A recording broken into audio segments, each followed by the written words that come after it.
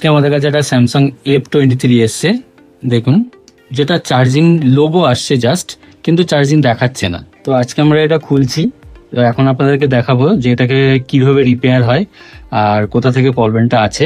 তো সেটা আপনাদেরকে পুরো প্রসেসটাই দেখাবো। এটাতে যেহেতু চার্জিং ইস্যু, তো সেহেতু আমরা মাদারবোর্ডটা খুলবো না, জাস্ট চার্জিং সাব বোর্ডটা খুলবো। খুলে চার্জিং সাব বোর্ডটাকে রিপেয়ার করব। যে চার্জিং পিনটা খারাপ হয়েছে সেটাকে আমরা এবার তুলে নতুন করে বসাবো। তারপরে এটা বোর্ডটাকে ক্লিন করছি, নাহলে প্রপারলি সোল্ডারিং হবে না। এটা এখন আপনারা দেখছেন, এটা নতুন পিনটা আমি বসাচ্ছি। তো আমাদের এটা রিপেয়ার হয়ে গেছে। এবার আমরা বোর্ডটাকে ফিটিং করে এটাকে টেস্ট করব। আমাদের এটা ফুল কমপ্লিট হয়ে গেছে। এবার আমরা জাস্ট ব্যাক গ্লাসটা পেস্টিং করে দিলাম। দেখুন, এটা ফাস্ট চার্জিংও দেখাচ্ছে। এবার